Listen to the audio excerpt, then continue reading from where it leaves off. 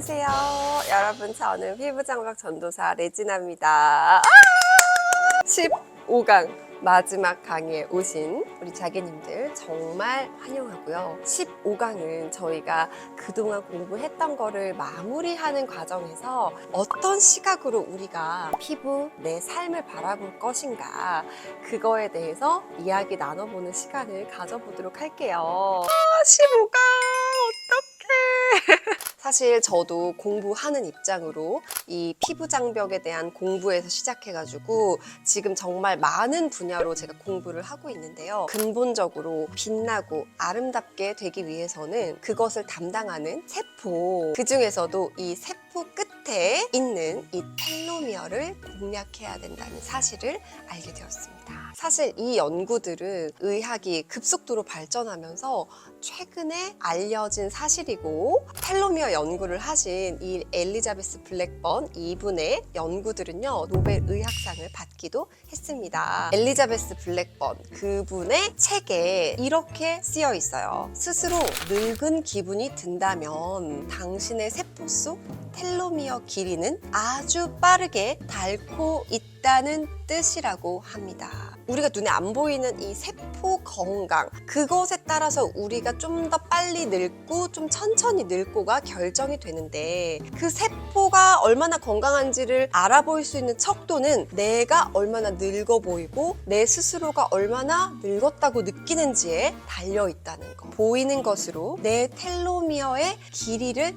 유추할 수 있다는 게 이제 노벨 의학상으로 밝혀졌으니까, 하면서 인스턴트, 단 거 이런 거 막 먹고 운동도 안 하고 잠도 막 자기 맘대로 자고, 이거는 나를 막대하는 거예요. 또 반대로 밥을 찢겠다고 막 억지로 안 먹고 운동도 혹사하듯이 너무 심하게 하고 내 몸을 진짜 망가뜨리는 거예요.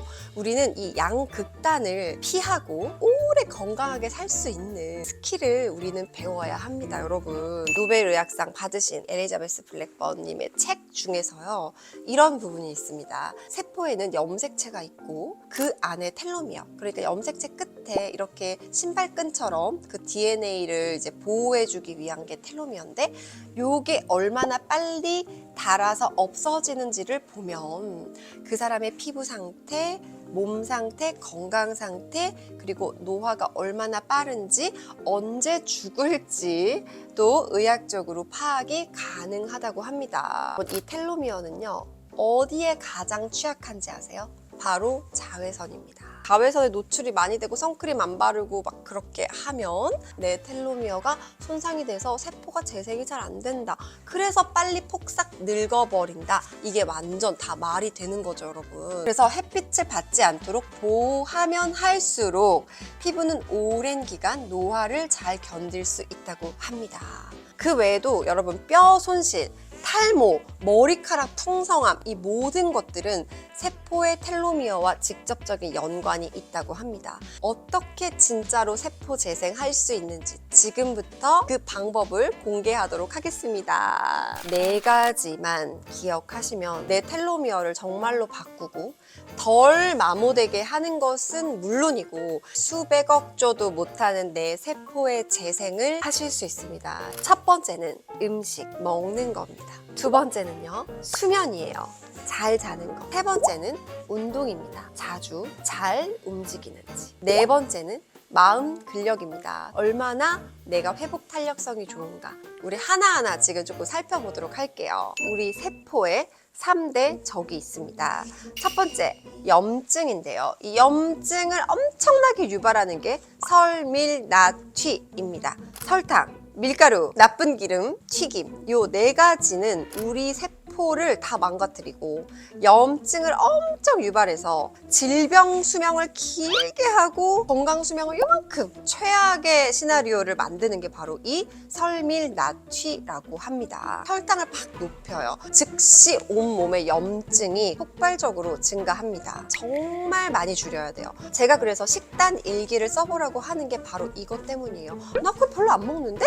라고 생각하고 적어보잖아요. 기절합니다, 진짜. 내가 몇 시에 시에 얼만큼 무엇을 먹는지를 항상 적다 보니까 메타인지가 높아져가지고 점점 줄여가게 됐거든요. 두 번째는요, 산화 스트레스입니다. 미세먼지나 환경 오염, 또 자외선 이런 것들로 인해서 우리 몸은 항상 산화가 되고 많은 몸에 염증들이 많이 생기는데요. 이거를 막아주고 세포 손상을 막아주는 게 바로 채소와 과일, 그런 신선한 것들이 되겠습니다. 세 번째는 여러분 바로 인슐린 내성입니다. 정말 무서운 놈이에요. 빵, 과자, 밀가루, 단 거 모든 걸 다 말하는데요. 끊지 않으면 중독성 때문에 계속 찾게 되고요. 인슐린 내성 때문에 당뇨병, 치매는 물론이고 암과 여러 가지 질병들이 다 올 수밖에 없다고 해요. 저의 이 실천 꿀팁을 좀 알려드리려고 합니다. 첫 번째, 저는 매일 한 끼 샐러드를 먹고 있습니다. 이게 조금 어렵다 그러면 2, 3일에 한 번 샐러드 꼭 먹기, 요것도 괜찮은 방법이니까 내가 지금 할 수 있는 상황에서 한번 해보시는 거 너무너무 추천드려요. 그리고 두 번째입니다. 식사와 식사 사이에 간식을 진짜 먹으면 안 돼요. 일단 먹는다는 거는 혈당이 올라간다는 뜻이에요. 아침을 맛있게 먹고 혈당 올라가고 다시 또 이렇게 내려오는데 또 간식 먹어, 그럼 또 올라가고 계속 올라가 있는 상태가 되면 정말 안 되거든요. 두 끼 또는 세 끼를 잘 정해가지고 그 끼니에만 밥을 먹고요. 그 외에는 절대 물이나 아메리카노 외에는 마시지 않습니다. 이거만 지켜도요, 진짜 살이 쭉쭉 빠져요. 수면 부족의 결과에 대한 연구는 진짜 너무너무 많아요. 한번 제가 쭉 읽어드릴게요. 첫 번째, 치매 유발. 두 번째, 면역력 저하, 암 유발, 심혈관 질환 증가, 성취력, 집중력 저하,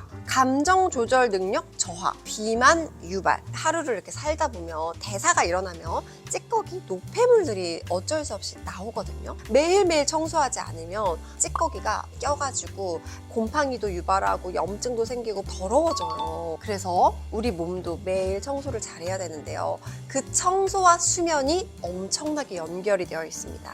이 림프는 여러분 청소를 시키고 우리 몸에 이렇게 돌아가게 해서 깨끗하게 유지하는데 정말 중요한 기관인데요. 괄사로 쥐어 짜지는 게 아니고요. 이런 움직임으로 그리고 수면으로 쥐어 짜지고 청소가 됩니다. 근데 여러분 뇌에는 림프관이 없어요. 그럼 어떻게 우리 뇌의 그런 찌꺼기를 매일 청소를 할 수 있을까요?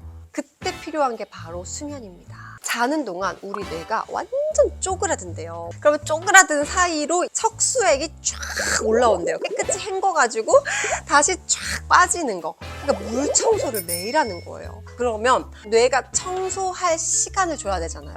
어느 정도가 필요할까요?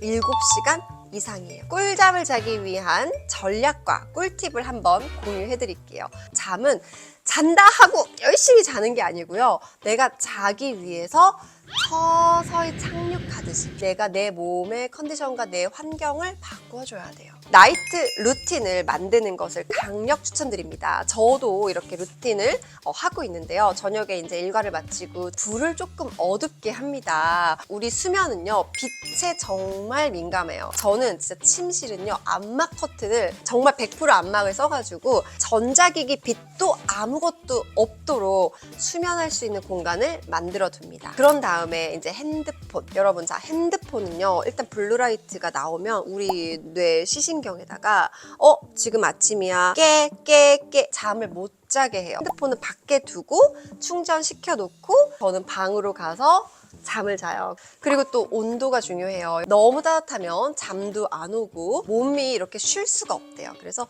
조금 서늘하게 해야 잠도 잘 온다는 거. 세 번째는 바로 운동이에요. 나는 나쁜 거 안 먹고, 그리고 나는 정말 잘 잘 거야, 긍정적으로 생각할 거야, 이렇게 다짐한다고 될까요?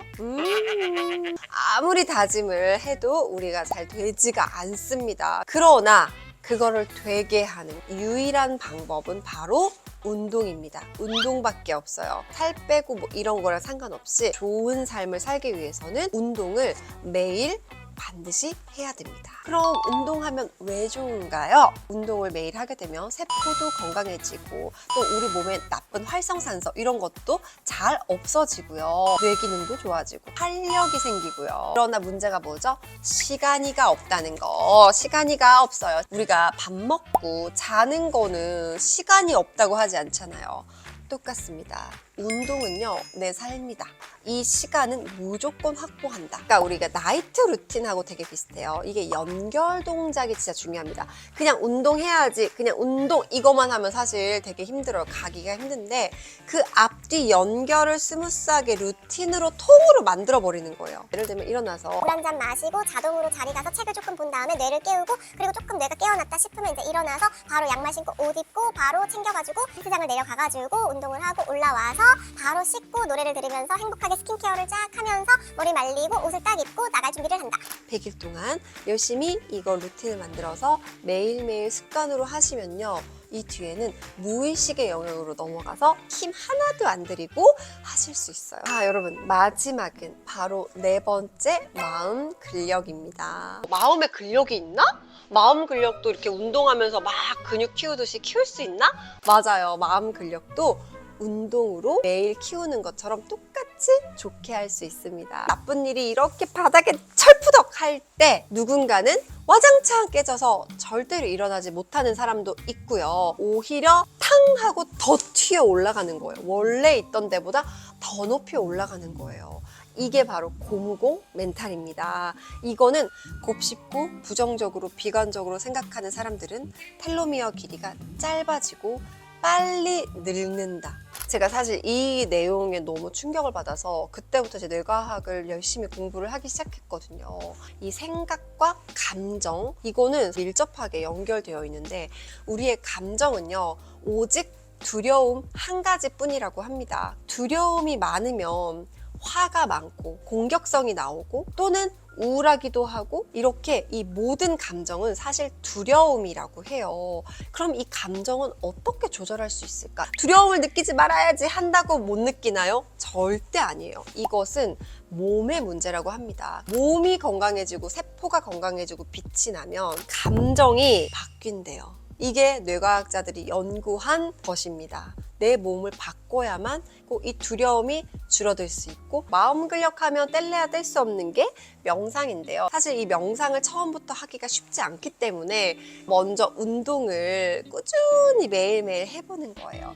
그러면 몸 상태가 약간 명상의 상태가 됩니다. 명상을 한다는 거는 내가 지금 화가 났을 때 그 즉시 내가 화가 났구나 깨닫는 거, 그게 명상이라고 하더라고요. 운동을 하면 그런 상태를 많이 느낄 수 있을 거예요. 그래서 우리가 항상 편안하게 약간 떨어져서 이 상황을 볼 수 있게 되면 화날 일도 없고 싸울 일도 없는 거, 일을 성취하거나 일을 해나갈 때 정말 큰 무기가 됩니다. 이 마음 근력에서 가장 중요한 게 바로 스토리텔링 습관입니다. 우리가 어떤 상황에 처했거나 상황이 딱 왔을 때 어떤 객관적인 상황을 그대로 보는 게 아니라 A라는 사람의 스토리텔링은 이거를 이렇게 바라보고, 또 B라는 사람은 똑같은 상황에서 완전 다르게 볼 수 있다는 거죠.